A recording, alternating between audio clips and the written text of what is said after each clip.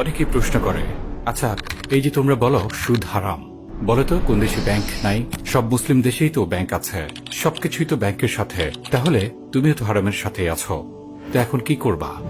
অনেকেই এই কথায় বেশ অপ্রস্তুত হয়ে যান। আরে বাস্তবতা তো তাই, ব্যাংক নাই এমন কোনো মুসলিম দেশই তো নাই, আর ব্যাংক মানেই তো কোনো না কোনোভাবে সুদ।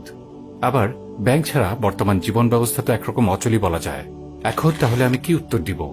কোনো উত্তর আসলে তেমন থাকে না, তাই না? এখানে কিছু বিষয় আমাদের খুব পরিষ্কারভাবে বুঝে নেওয়া দরকার। মনে করুন একটি পরিবারে তাদের প্রথম সন্তান এলো। বাবা অনেক আদর যত্নের সোহাগে সেই সন্তানকে তিলে তিলে বড় করতে লাগলো। সবচেয়ে উত্তম শিক্ষা, সুন্দর আখলাখ, বেড়ে ওঠার জন্য সুস্থ পরিচর্যা সবকিছুই তাকে দেওয়া হলো। এরপরে সে বড় হলো, ভার্সিটিতে গেল, নতুন দুনিয়ার সাথে পরিচিত হলো।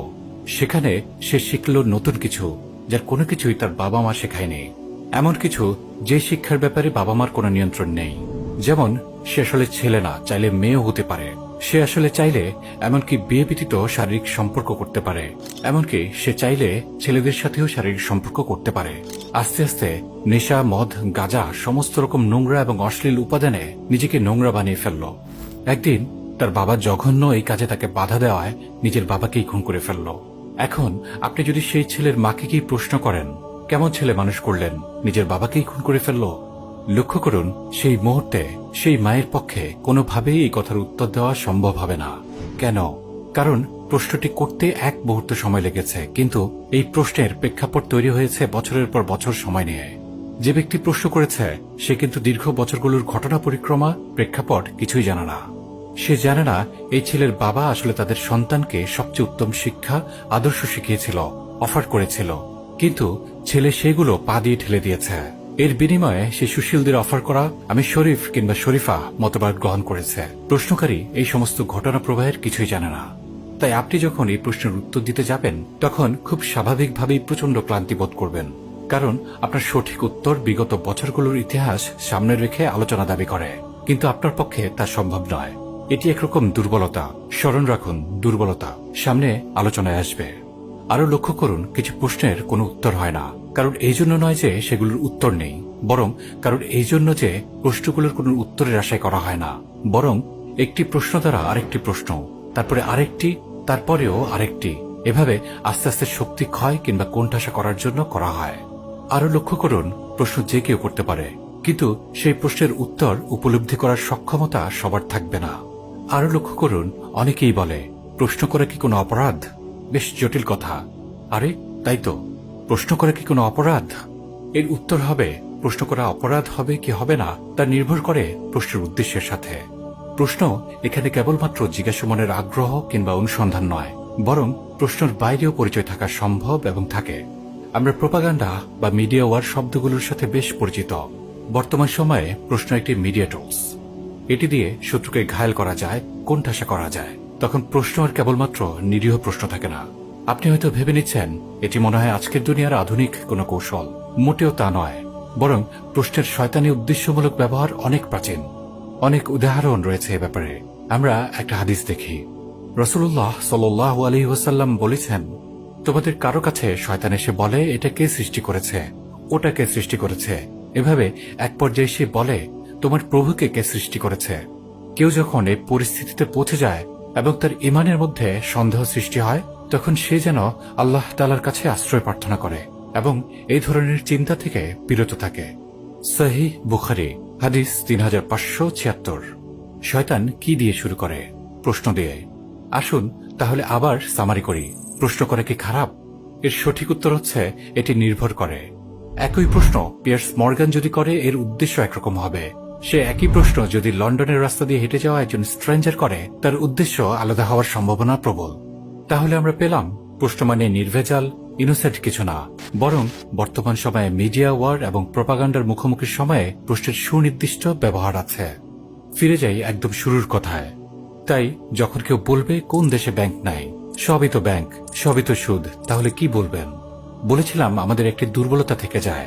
আমরা প্রশ্নকারীকে প্রশ্ন কিভাবে জন্ম নিল সেই আলোচনায় নিতে পারি না। তারা এও জানে এই দুর্বলতার সুযোগ নিয়ে কিভাবে কোণঠাসা করা যায়। তাই এই প্রশ্নের উত্তর দেওয়ার আগে যাচাই করে দেখুন প্রশ্নকারী আপনার কাছে কি অনেস্ট উত্তর চায়, নাকি সে আপনাকে কোণঠাসা করতে চায়। যদি বুঝতে পারেন কোণঠাসা করতে চায়। যেমন মির্জা গালিবের উত্তরে খালিদ মহিউদ্দিন ওনার অবস্থানকে হাঁসঝাড়ু বানিয়ে ফেলেছিল।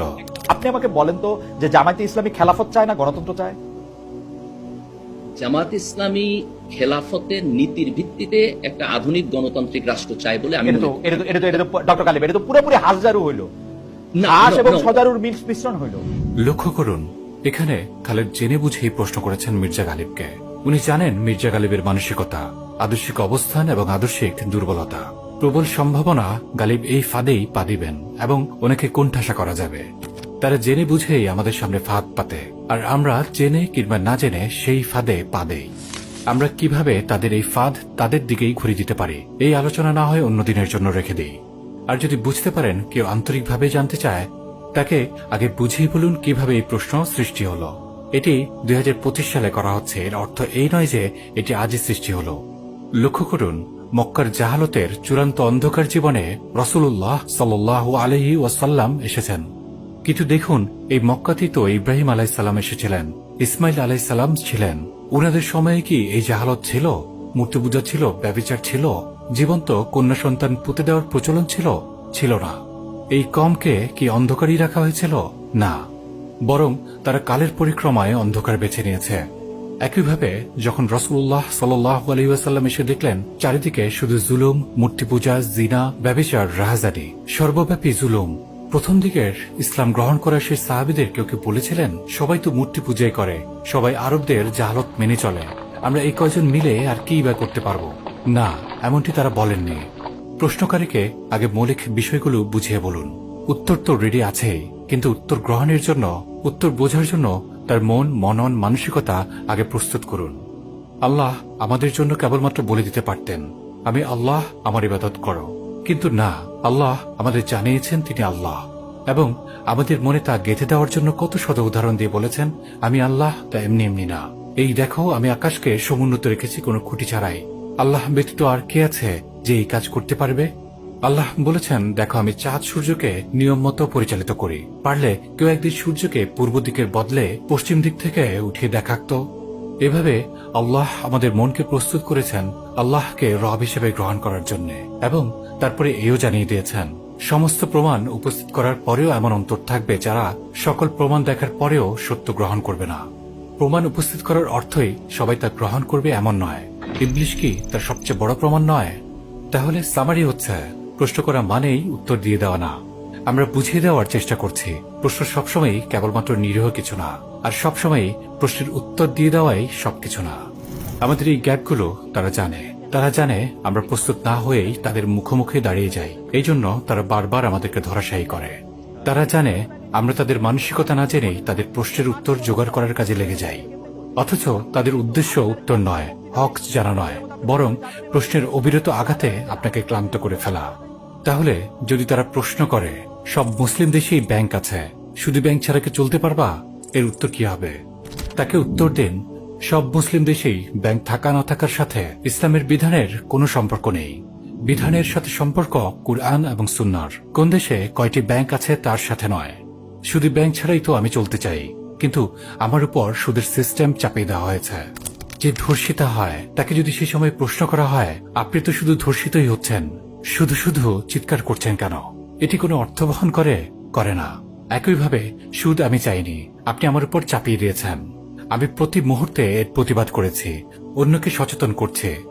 আপনার আর আমার মধ্যে শক্তির ভারসাম্যের পার্থক্য রয়েছে। এই মুহূর্তে আমি আপনার চাপিয়ে দেওয়া ব্যবস্থা শতভাগ প্রতিহত করতে পারি না। বরং এভাবে চিন্তা করুন, যেদিন সব অন্তরগুলো সুদকে প্রত্যাখ্যান করবে, সেদিন ব্যাংকগুলো কিভাবে টিকবে? আপনি হয়তো জানেন, মদ যখন হারাম করে দেওয়া হলো, মদিনার সব মানুষ তাদের সমস্ত মদ মদিনার রাস্তায় ফেলে দিয়েছিল। যে মুখে মদ দিয়েছে সেও ফেলে দিয়েছে, যে খেয়ে ফেলেছিল সে বমি করেছে। আপনি আমাকে প্রশ্ন করছেন আজ, কিন্তু এই প্রশ্ন করার প্রেক্ষাপট তৈরি হয়েছে শত বছর ধরে। একইভাবে আমি আপনাকে উত্তর দিচ্ছি আজ, কিন্তু আপনি অনুগ্রহ করে সময়ের সাথে এর উত্তর মিলিয়ে নেবেন। বিগত শত বছরের ঘটনা প্রবাহের যে সুবিধা আজ আপনি পাচ্ছেন, আগামী দিনের ভবিষ্যৎ ঘটনা প্রবাহ আপনার জন্য অসুবিধা তৈরি করবে ইনশাআল্লাহ। উত্তর সেটি নয় যা বলে ইসলাম আসলে খুব ফ্লেক্সিবল। আসলে এমন না, আসলে ইসলাম অনেক ছাড় আছে। না না, ভুল হচ্ছে। Don't get into that. That's not answer. That's trap. আজ তাহলে শেষ কথা বলি, তাদের ধ্বংসের সময় হলো সকাল, ভোর তো নিকটবর্তী, নয় কি?